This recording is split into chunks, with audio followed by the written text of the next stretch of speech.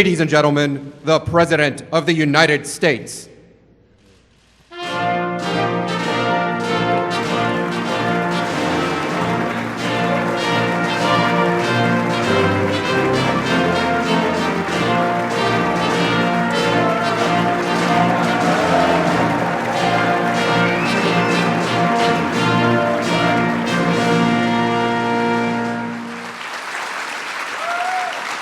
Well, thank you very much. Thank you.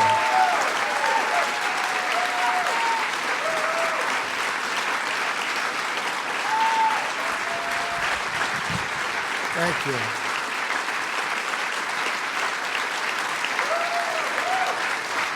Wow.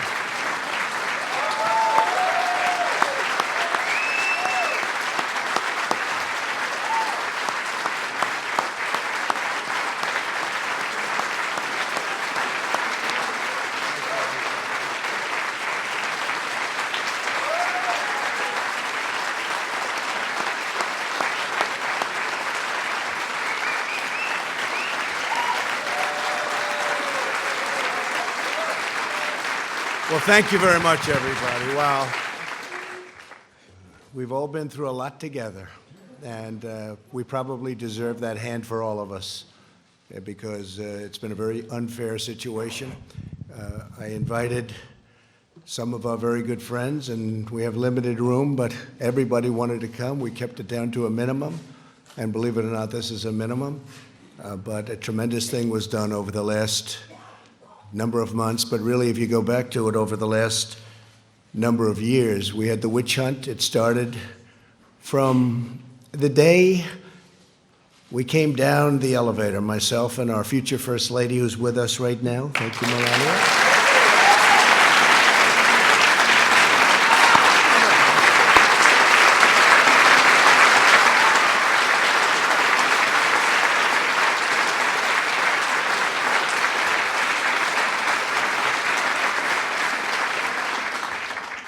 And it never really stopped. We've been going through this now for over 3 years. It was evil, it was corrupt, it was dirty cops, it was leakers and liars. And this should never, ever happen to another president, ever. I don't know that other presidents would have been able to take it. Some people said no, they wouldn't have. But I can tell you, at a minimum, you have to focus on this because it can get away very quickly. No matter who you have with you, it can get away very quickly. It was a disgrace. Had I not fired James Comey, who was a disaster, by the way, it's possible I wouldn't even be standing here right now. We caught him in the act. Dirty cops, bad people. If this happened to President Obama, a lot of people would have been in jail for a long time already, many, many years. I want to start by thanking some of, and I call them friends, because, you know, you develop friendships and relationships when you're in battle and war, much more so than, gee, let's have a normal situation. With all that we've gone through, we've done, I think, more than any president and administration. And really, I say, for the most part, Republican congressmen, congresswomen, and Republican senators. We've done more than any administration in the first few years. You look at all of the things we've done. I watched this morning as they tried to take credit for the stock market from, think of that. Let me tell you, if we didn't win, the stock market would have crashed. And the market was going up a lot before the election because it was looking like we had a good chance to win. And then it went up tremendously from the time we won the election till the time we took office, which was November 8th to January 20th. And that's our credit. That's all our credit. And leading up to that point was our credit because there was hope. And one of the reasons the stock market's gone up so much in the last few days is people think we're doing so well. They liked the State of the Union speech.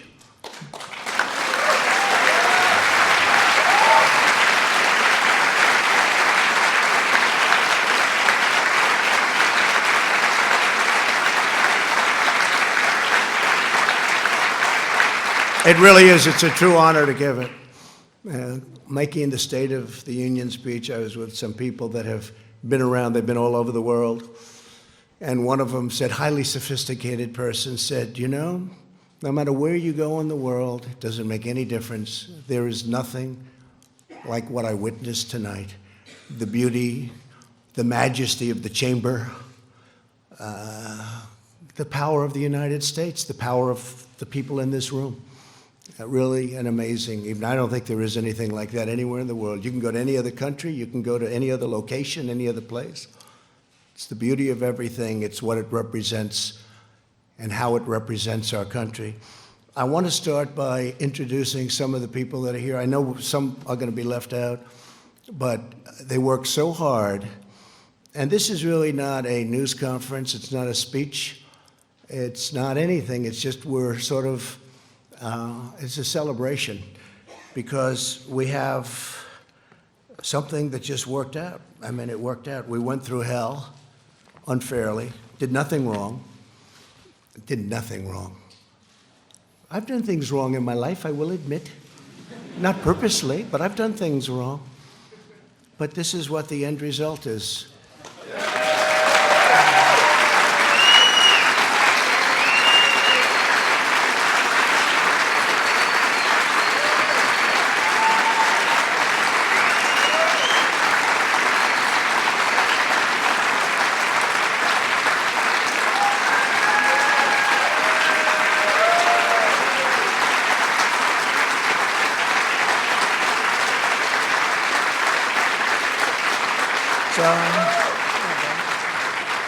You could take that home, honey. Maybe we'll frame it.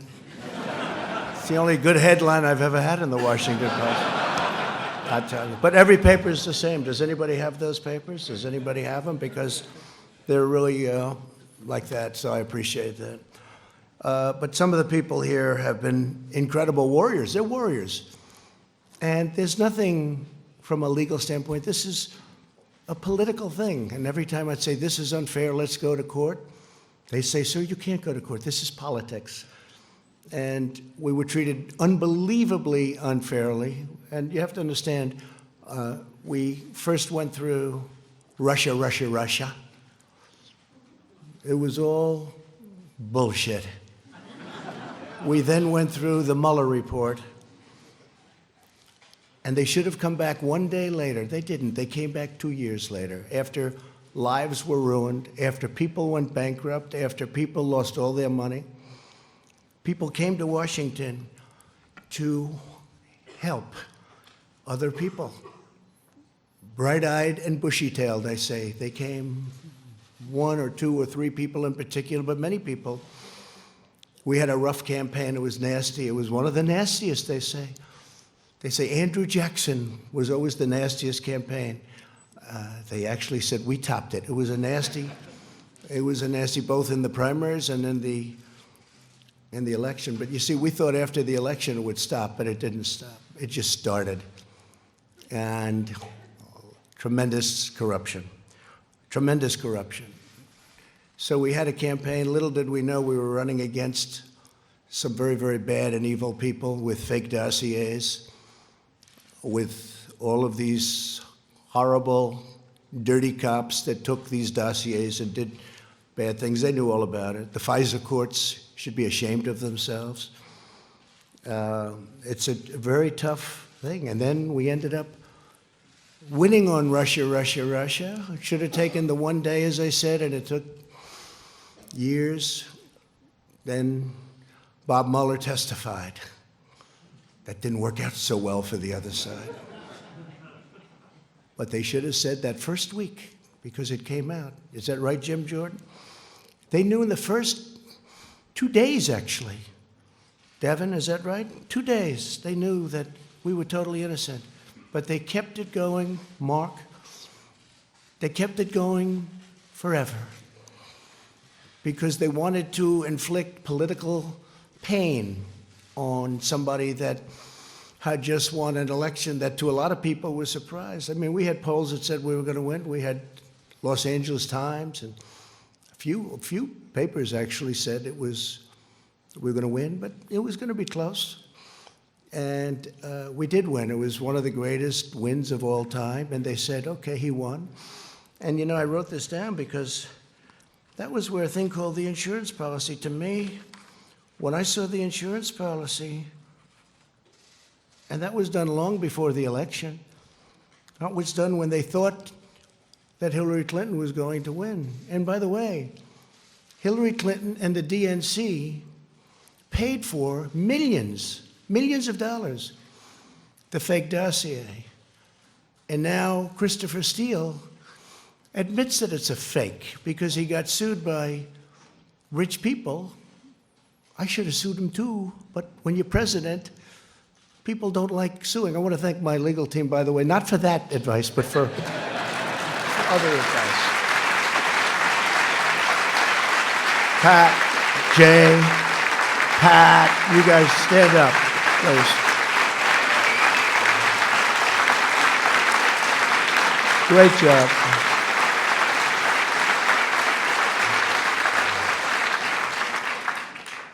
Right at the beginning, they said, sir, you have nothing to worry about. All of the facts are on your side. I said, you don't understand. That doesn't matter. That doesn't matter. And that was really true. They made up facts. A corrupt politician named Adam Schiff made up my statement to the Ukrainian president. He brought it out of thin air, just made it up. They say he's a screenwriter, a failed screenwriter. He tried to go into, unfortunately, he went into politics after that. Remember, he said the statement, which is a mob statement, don't call me, I'll call you. I didn't say that. Fortunately, for all of us here today and for our country, we had transcripts. We had transcribers, professional transcribers. Then they said, oh, well, maybe the transcription is not correct. But Lieutenant Colonel Vindman and his twin brother, right? We had some people that really amazing. But we did everything. We said, what's wrong with it? Well, they didn't add this word or that. It didn't matter. I said, add it. They're probably wrong, but add it. So now everyone agrees that they were perfectly accurate. When you read those transcripts, Tim Scott, I don't know if Tim's here, but he said, sir, he's the first one to call me. Sir, I read the transcript. You did nothing wrong. And Mitch, he stayed there right from the beginning. He never changed. And Mitch McConnell, I want to tell you, you did a fantastic job.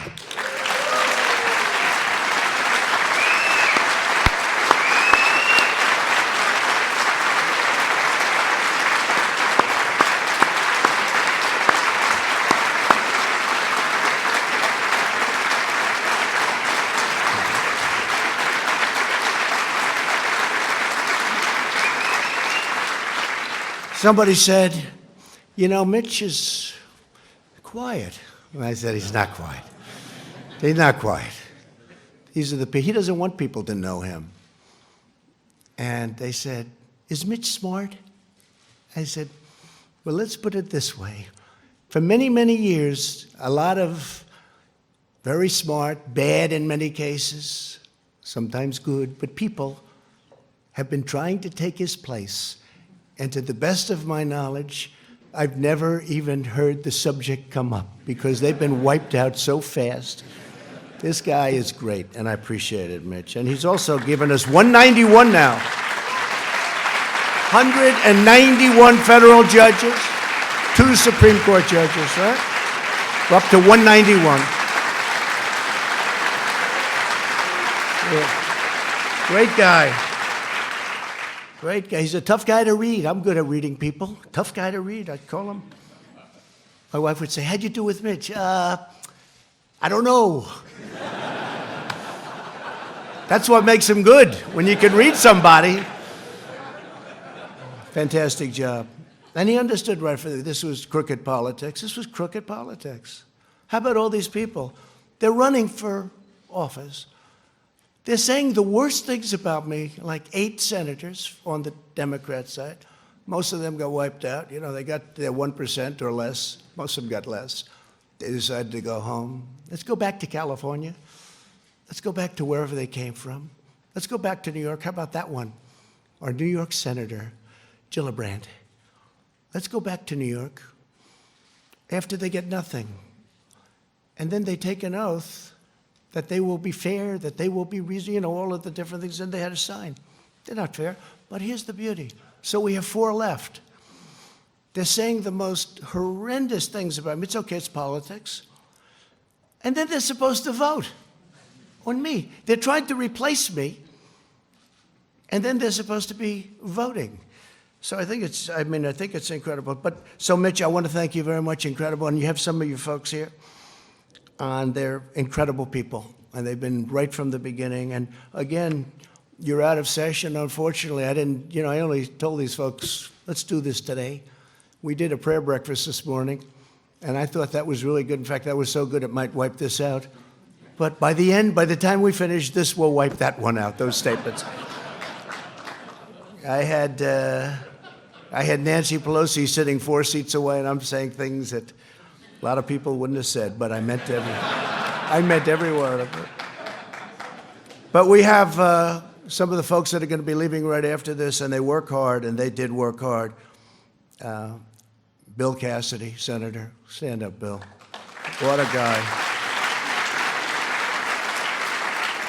Great man. When I need to know about health insurance and pre-existing conditions and individual mandates, I call Bill, or I call Barrasso. We get those 2 guys, they know more than anybody. A man who just became a senator. He's a little bit like me. We have a couple of them.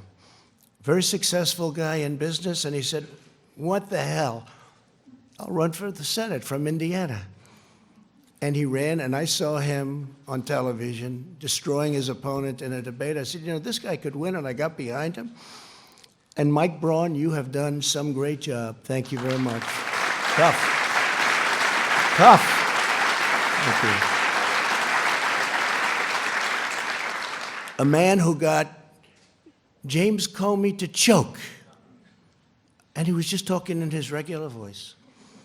He is the roughest man. He's actually unbelievable, and I appreciate the letter you sent me today. I just got it. But he's got this voice that scares people.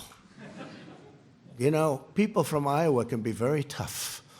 We're doing very well in Iowa. But I'll tell you, Chuck Grassley, he's looking at Comey. Well, you tell me, what did you say? Now, he wasn't being rough. That was just the way he talked. And that was when Comey announced that he was leaking, lying, and everything else, right? He choked because he never heard anybody talk like that. You should have gone, I wish you got angry. You could have gotten the whole ball game. He would have said, I give up. Chuck Grassley is an incredible guy.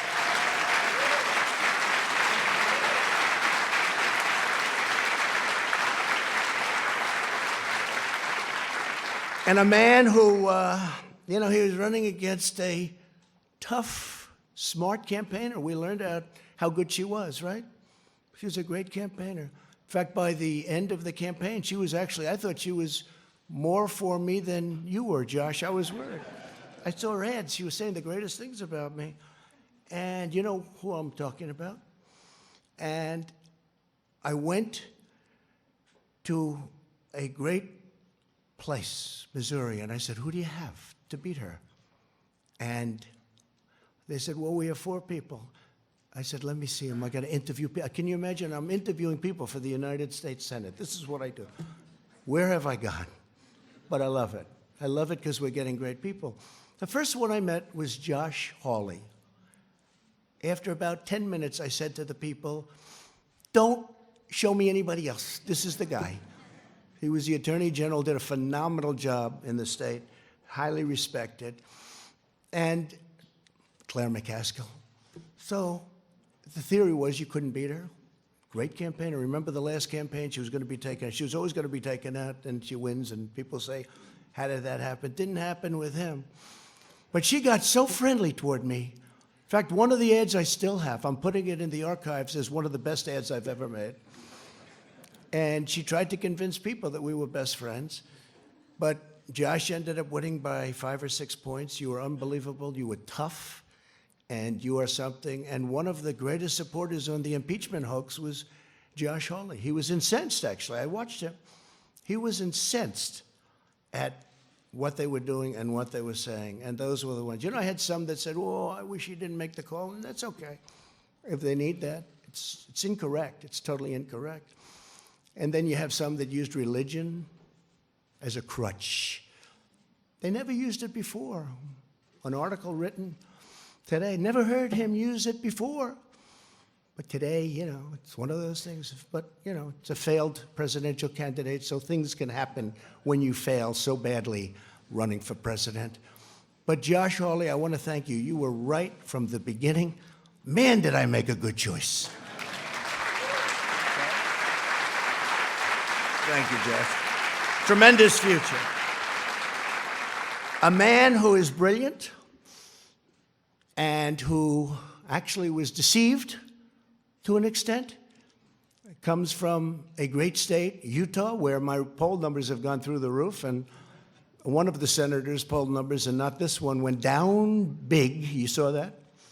You saw that, Mike? But Mike Lee is a brilliant guy.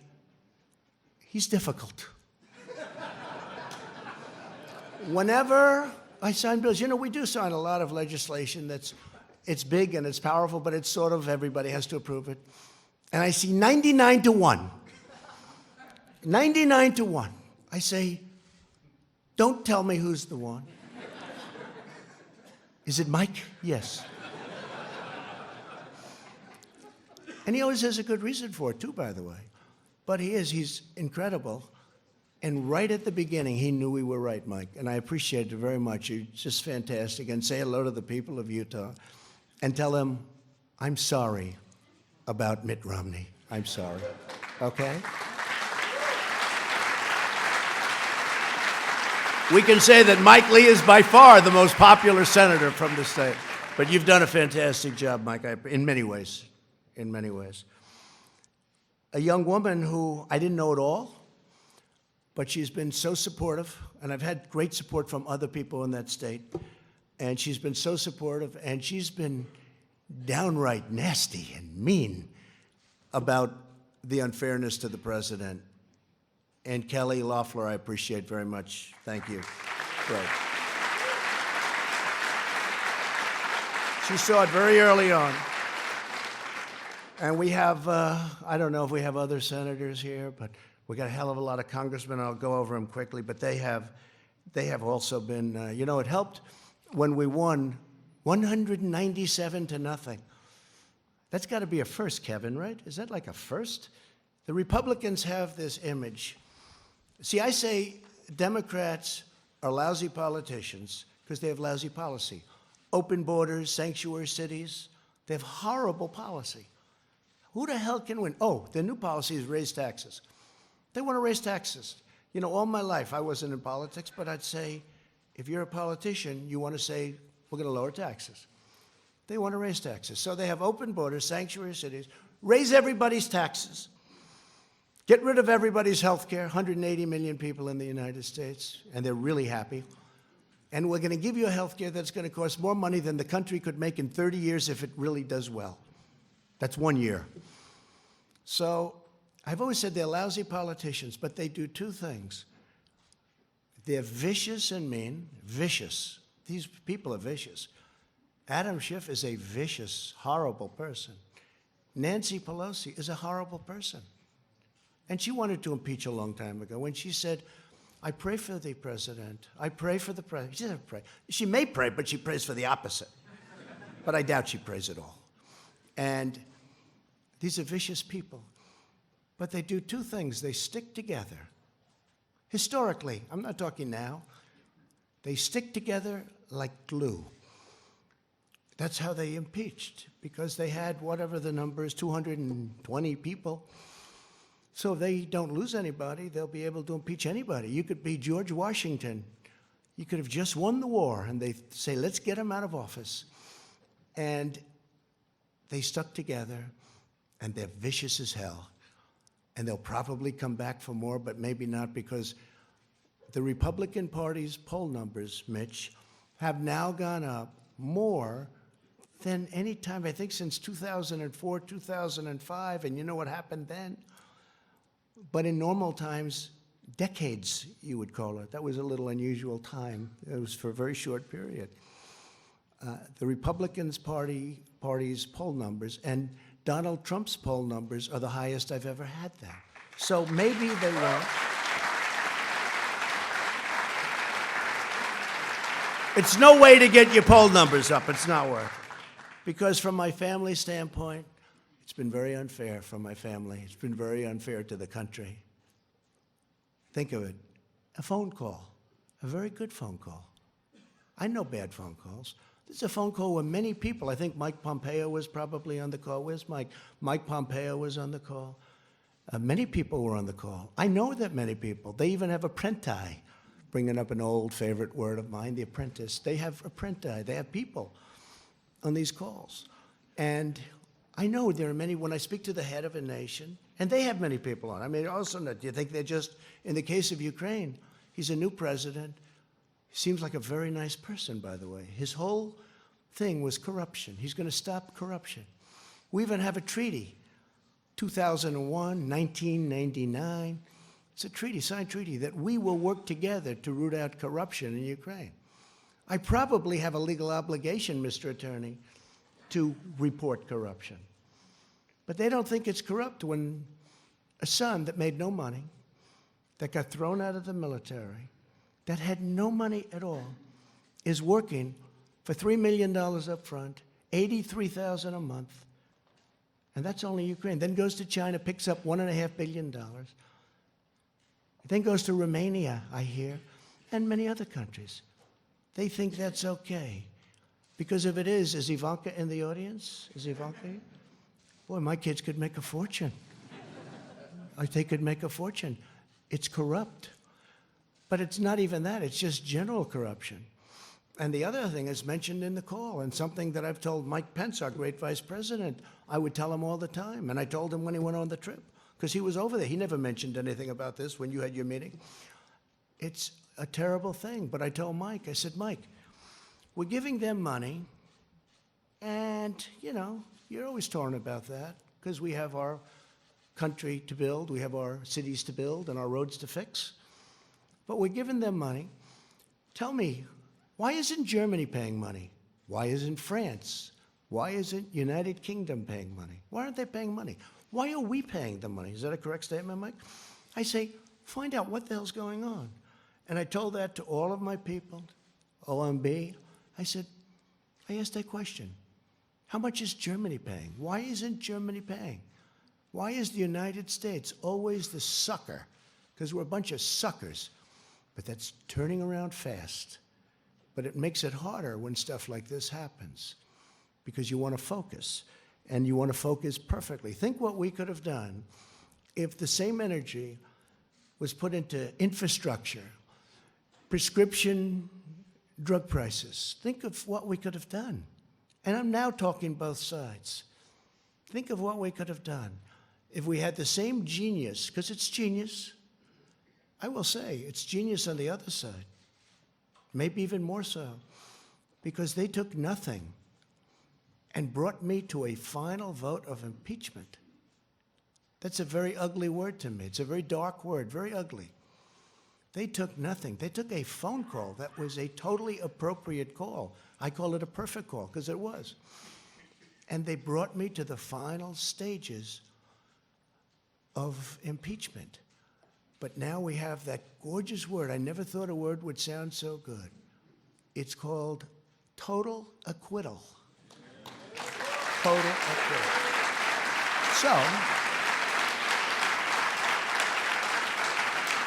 So I want to, if I could real fast, just introduce a few of the people. I have to start with Kevin. Man, did you do a job. Lucky you're there. Lucky you're there. Because it wouldn't have worked out. If you don't have the right people, I'll tell you, Kevin McCarthy has done an incredible job.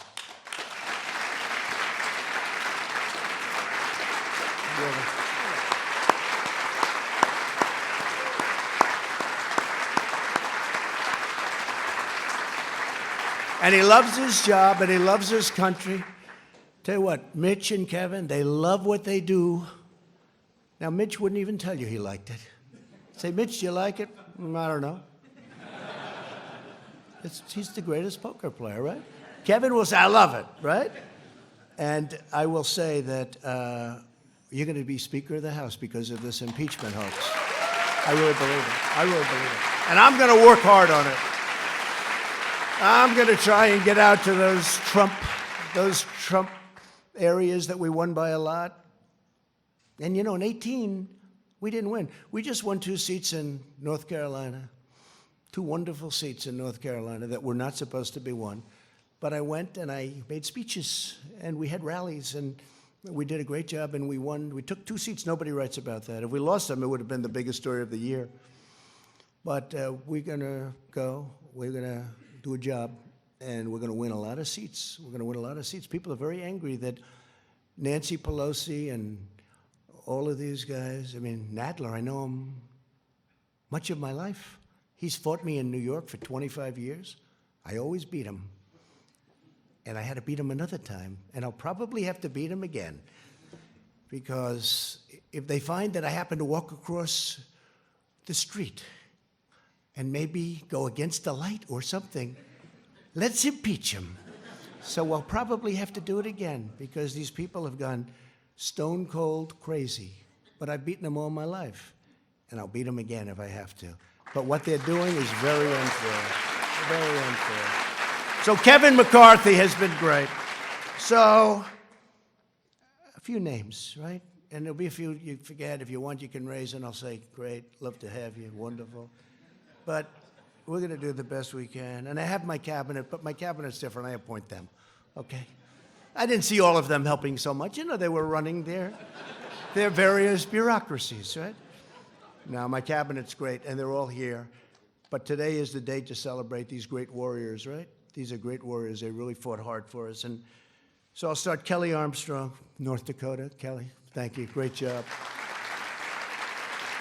Great job. Jim Banks of Indiana. Jim, thank you. Great job. Andy Biggs. Where's Andy? Boy, oh boy, Andy.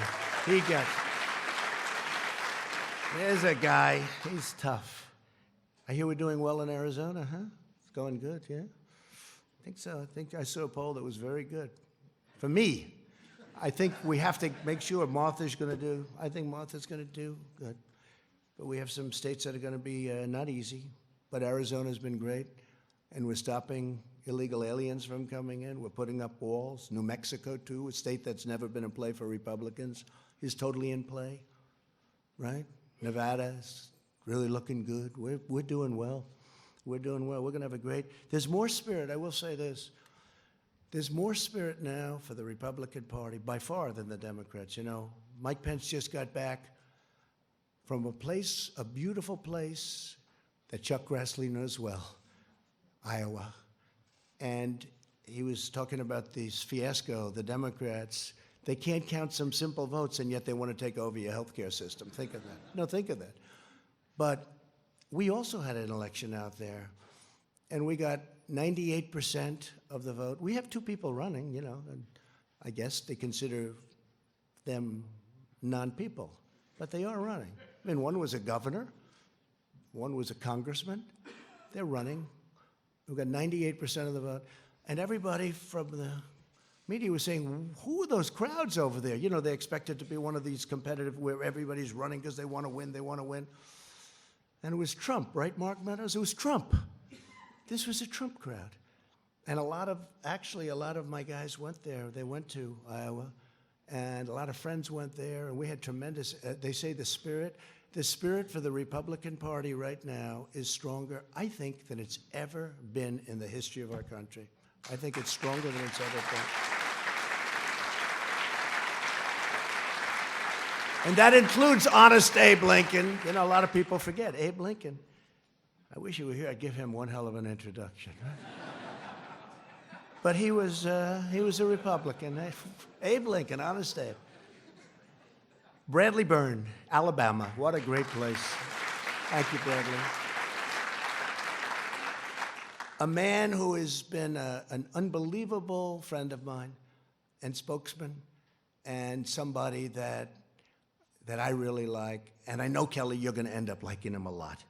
something's going to happen that's going to be very good. I don't know. I haven't figured it out yet. But Doug Collins, where is he? Where is Doug? You have been so great. Thank you very much, Doug. Thank you very much. Yeah, thank you. Really amazing job. A young man who is born with a great gene, because I know his father and how great a politician he was, but he's from Florida. Sometimes controversial, but actually he's not controversial. He's solid as a rock, and he's a friend of mine, Matt Gaetz. Matt? Thank you, Matt. Thank you. Great job. All right, this guy. So he's the NCAA, meaning a couple of years ago when he was in college, wrestling champion. NCAA, that's the big deal. That means in all of college, you're the champ, you're the best. His record was ridiculous. Nobody could beat him.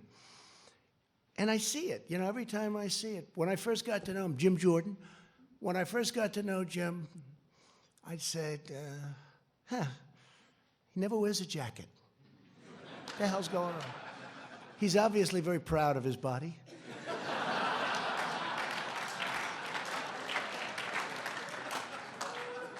And they say where he works out, with the congressmen, senators, they work out, they say when Jim works out, even though he's not as young as he was, but he works out, the machine starts burning down. It's just a different form of a workout than us, right, Sonny?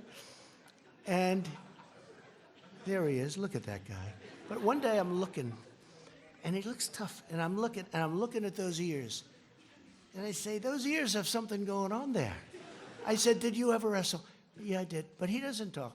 But I checked. This guy was a champion, top wrestler. And when I had I had all of the teams. And by the way, your Super Bowl champions are coming, I think next week or soon, very soon. And every one of them want to be here. And the coach loves us. The coach is great, Andy Reid. And every one of them want to be here. We have, people love it. But we had all of the NCAA championship teams here. They had the golf, the basketball, they had every team here. And one of the teams was wrestling. The wrestling team was at Penn State. And Penn State won the title. They have a great team. And I walked up with Jim, and it's like I didn't exist. Those wrestlers, they grabbed him. They loved Jim Jordan, and we love you too, because you are some warrior.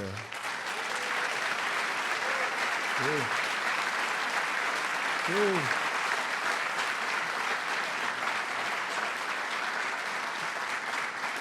A woman who became a star. We have a couple of women that became stars, you two.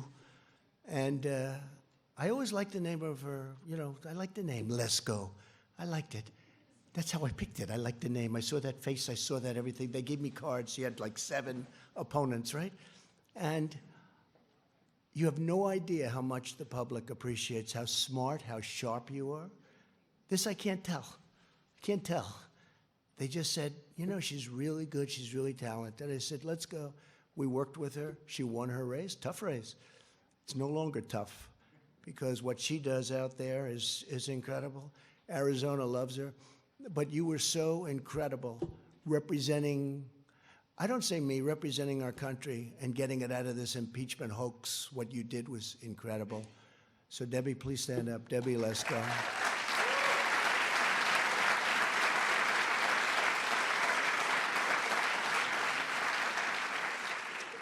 A man who I became very friendly with. I don't know why.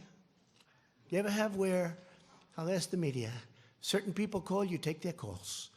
Other people call, if they don't have information, they won't take anybody's call. But other people call, and you don't. This is a guy, he's just a very special guy. His wife, I actually like better than him, to be honest. Because he doesn't know that I know that he didn't actually support me right from the beginning, but she did. And on my worst day, right? On my worst day, my worst, I won't tell you why it was my worst, but it was not one of those good days. She got on a bus, got many other buses, and women all over North Carolina, and they toured North Carolina. Well, Mark was back sort of semi-supporting another candidate, which he ended up leaving very quickly. I don't think you had a choice because of your wife.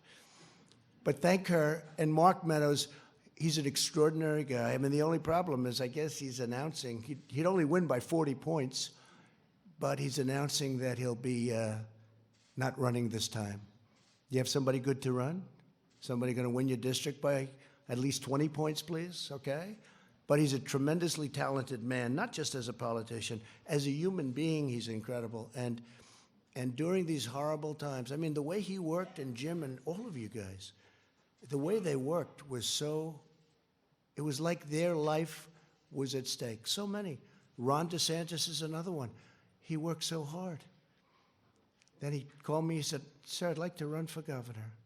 I said, "Governor? I don't want you to run. I like you staying." "No, I want to run for governor."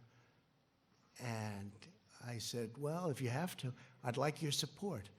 I said, "How can I support you? You're at 3. He was at 3. He had no money. Somebody else was at 38, and they had 22 million cash, right? I said, "Look, if it's important, I'll do it," because he's been another great warrior. And he's, by the way, he ran. I endorsed him. His numbers went through the roof. The man who he beat, who was expected to win easily, called me after the race. He said, "You endorsed him, and it was like a nuclear bomb went off. There was nothing I could do." He never even spent his money. He saved it. But Ron DeSantis is another one. And now he's the governor of Florida. And by the way, he's a great governor. He's a very popular governor. His numbers are in the 70s, and he's done a great job. But Mark, I want to thank you very much. Fantastic job. Thank you very much. Mark Meadows. And Mike Johnson of Louisiana. Where's Mike? Central Casting, what a job. You can represent me anytime. You can represent me anytime. Thank you. What a job you've done. Thank you, Mike. And a man nobody's ever heard of except the other side. He's the other side's worst nightmare. This guy goes down into dungeons and basements. He'll find a document no matter what. He's the most legitimate human being. He's the hardest worker. He's unbelievable. He took tremendous abuse. The media, and, you know, the other side, and the bad ones, the leakers, the liars, the dirty cops, they wanted to destroy him. They tried. They got close, but he wouldn't let it happen. And honestly, in a certain way, he was the first one. When you say Jim and Mark and everything, this was the first guy. He came out of nowhere. He's saying, these people are corrupt. He's still saying it. And he was unbelievable. Devin Nunes, he was unbelievable. Unbelievable.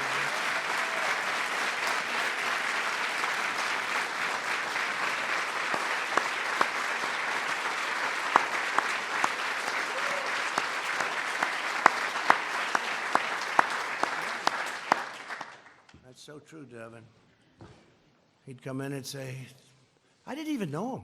I just heard there was this congressman who kept going into a basement, into files. He knew something was wrong.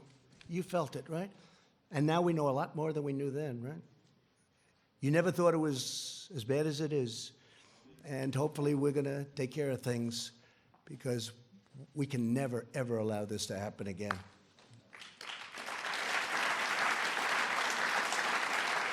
Scott Perry of Pennsylvania. Scott, thank you.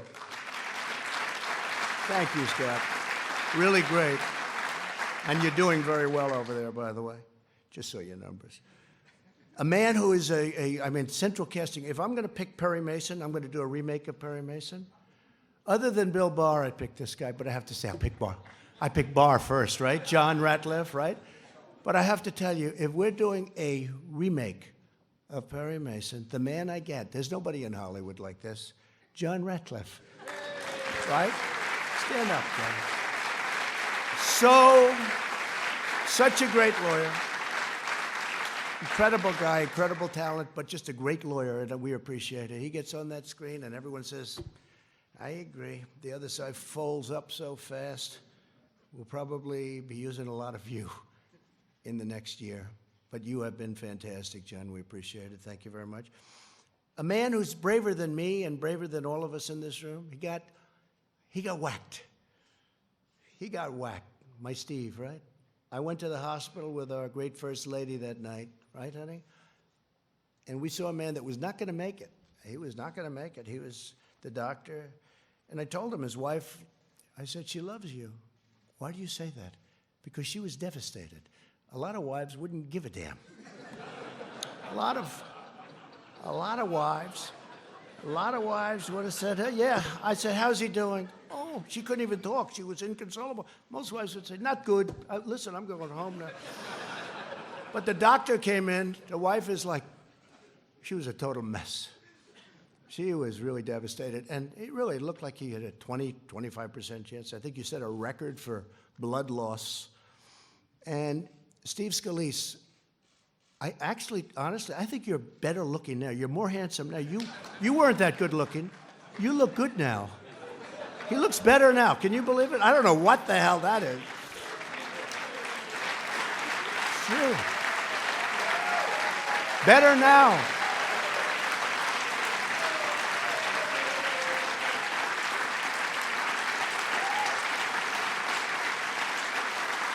What a guy.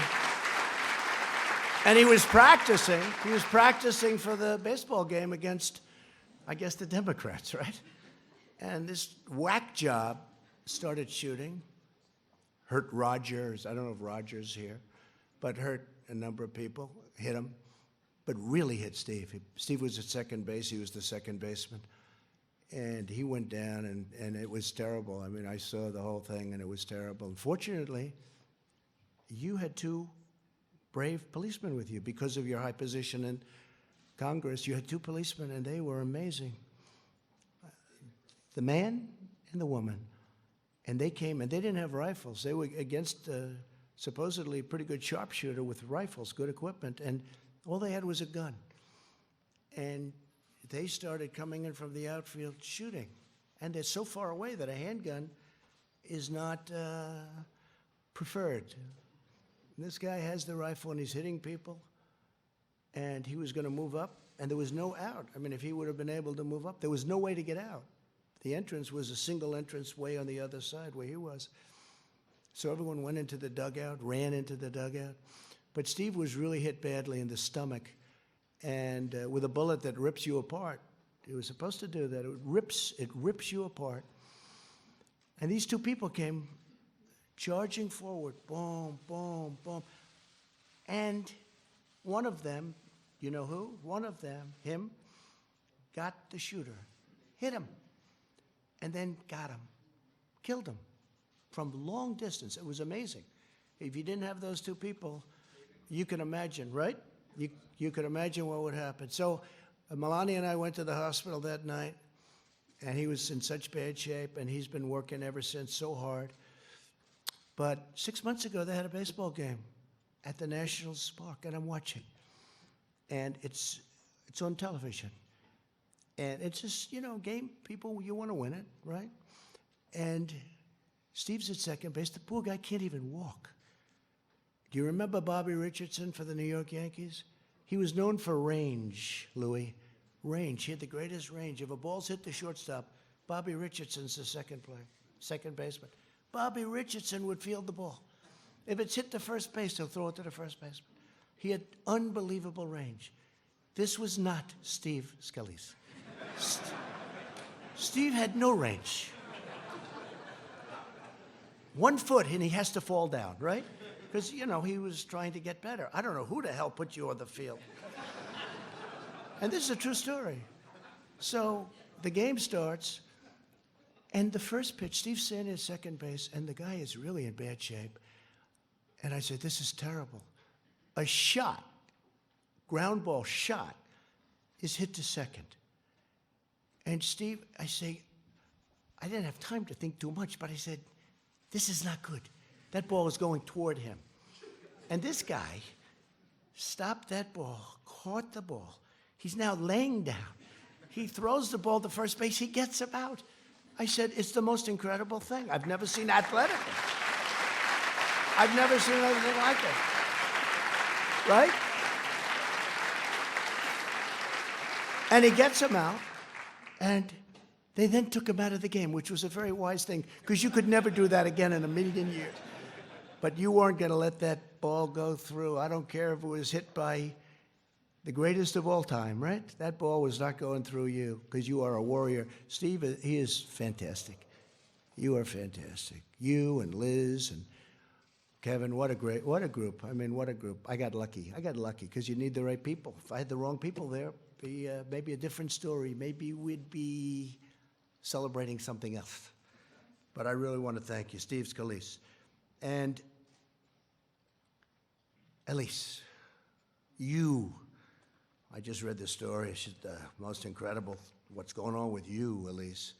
So I even said, I was up campaigning for her, helping her, but I thought, she looks good. She looks like good talent. But did I not realize when she opens that mouth, you were killing them, Elise. You were killing them.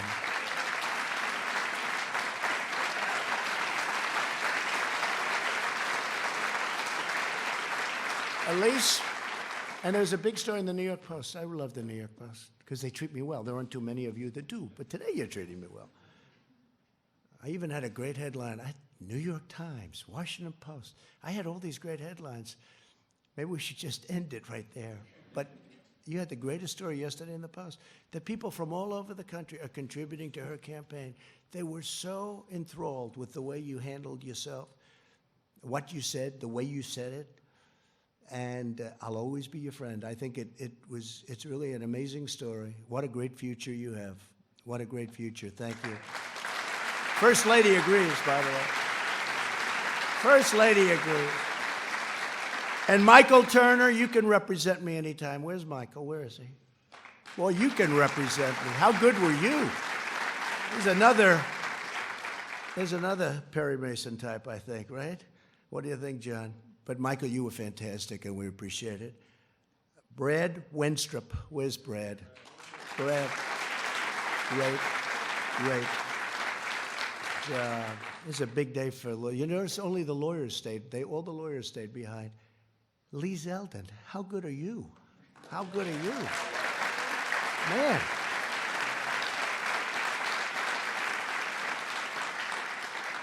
And Louis, your name's not down. They didn't give me your name. Do you know if I didn't announce Louis, whoever the hell made this list, I got to get rid of him because if I wouldn't have announced Louis, it might have been the end of the presidency. Louis, you have been so great, so tough, and so smart.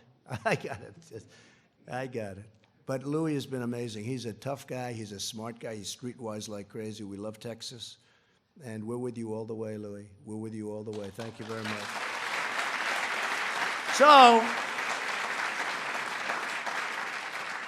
So that's the story. We have a great group of warriors, and there are others left, and I guess probably, I'm sure I didn't mention a few, and I apologize if that's the case. How's CPAC doing? Good? My man, stand up, please, will you? He's the one who said you should run.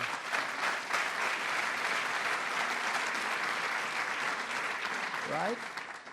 Matt said, it's like 5 years ago, 6 years ago, and I made a speech, and then they do some kind of a straw poll. Who made the best speech? And he said, I made the best speech. Oh, with all these professional, I hate to say this, with all these professional politicians, they voted, by far the best speech was Trump. He calls me, he says, you should run for politics. I say, what do I know about politics? But you know what? We learned quickly, and our country has never done better than it's doing right now. So it's pretty good. But thank you, Matt. Great. Say hello. So that's the story. We've been treated very unfairly. Fortunately, we have great men and women that came to our defense. If we didn't, this would have been a horrific incident for our country. When you have Lisa and Peter, the lovers, the FBI lovers, I want to believe the path you threw out for Deputy Director Andrew McCabe. That's the office. There's no way he gets elected, meaning me. There's no way he gets elected. This is Peter to Lisa. He's probably trying to impress her for obvious reasons. There's no way he gets elected. But I'm afraid we can't take the risk. Now think of this. In other words, if I get elected, two lowlifes, They can't take the risk. They can't take the risk. Think of it. And that's where it came up, the greatest word of all, insurance policy. So he says, but I'm afraid we can't take the risk. She may lose. It's like an insurance policy. In the unlikely event you die before you're 40. In other words, if I won, they were going to do exactly what they did to us. They were going to try and overthrow the government of the United States, a duly elected president. And if I didn't fire James Comey, we would have never found this stuff. Because when I fired that sleazebag, all hell broke out. They were ratting on each other. They were running for the hills. Let's see what happens. Let's see what happens. It's in the hands of some very talented people. We're going to have to see what happens. But I can tell you, in my opinion, these are the crookedest, most dishonest, dirtiest people I've ever seen. They said, this is Strzok. God, Hillary should win 100 million to 1. This is about me. This is an agent from the FBI. Look how they let her off. 33,000 emails deleted. Nothing happens to her. Nothing happens. It's unbelievable. But think of that. God, Hillary should win. When these guys are investigating Hillary. Then they go to work for Mueller, the two of them. And when Mueller found out that everybody knew that they were 100% this way, he let them go. But they deleted all of their emails and text messages. So when we got the phone, they were all deleted. Could you imagine the treasure trove? They illegally deleted. So they left Bob Mueller. He had the look, but he didn't have a lot of other things. Always had the look, Mr. G-Man. And I love the FBI, and the FBI loves me, 99%. It was the top scum, and the FBI people don't like the top scum. So think of that, 100 million to 1, and he's investigating me. And then, God. Trump is a loathsome human being, isn't he? These are the people looking at me. I'm really not a bad person. And Page said, yes, he's awful. How would you like to have that? This is the good stuff. This stuff 100 times worse than that. These are all dirty people. And now, I just heard that they're suing the United States of America because they were interfered with. Not going to let it happen. Just not going to let it happen. We cannot let this happen to our country. Can't. So I'm going to leave now, and I don't know if any of you have anything to say. You could say it, but this is sort of a day of celebration because we went through hell, and I'm sure that Pelosi and Crying Chuck, I've known this guy all the time. The only time I ever saw him cry was when it was appropriate. Known him for a long time, Crying Chuck. But I'm sure they'll try and cook up other things. They'll go through the state of New York. They'll go through other places. They'll do whatever they can. Because instead of wanting to heal our country and fix our country, all they want to do, in my opinion, it's almost like they want to destroy our country. We can't let it happen. Jim Jordan, did you want to say something? Go ahead. Huh? Mark? I want to just say that this reflection today is a small reflection of the kind of support you have all across the country. We've got your back. Thank you. Thank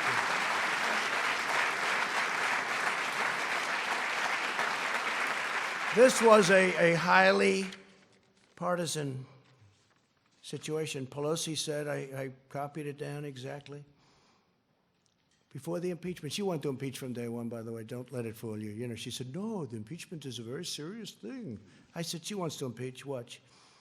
Impeachment is so divisive to the country that unless there's something so compelling and so overwhelming and bipartisan, it was 197 to nothing. And other than one failed presidential candidate, and I call that half a vote because he actually voted for us on the other one. but we had one failed presidential candidate. That's the only half a vote we lost. So we had almost 53 to nothing. We had 197 to nothing. And the only one that voted against was a guy that can't stand the fact that he ran one of the worst campaigns in the history of the presidency. But she said, there's something so has to be so compelling and so overwhelming and bipartisan. I don't think we should go down that path because it divides the country. She was right about that. And it's just not worth it. That was Nancy Pelosi a year ago, right? And I think it's a shame. I think it's a shame. But as I said, if we can put this genius to work on roads and highways and bridges and all of the things we can do, prescription drugs. You know, we had, Secretary Azar is here, and I want to thank him for this, but we had, first time in 51 years where drug prices actually came down last year. First time in 51 years. But what we can do working with both parties in Congress would be unbelievable. It would be unbelievable what we can do. And I know Chuck Grassley is working very hard on it, and Mitch is working very hard on it. But what we can do is incredible. What we can do just generally. We've done so much without it. We've rebuilt our military. We've cut regulations at a level that nobody thought possible. We'll always protect our Second Amendment. We all know that. But I just want to tell you that it's an honor to be with you all. I want to apologize to my family for having them have to go through a phony, rotten deal by some very evil and sick people. And Ivanka's here, and my sons, and my whole family. And that includes Barron. That includes Barron, who's up there as a young boy. Stand up, honey. Ivanka, thank you, honey. Come.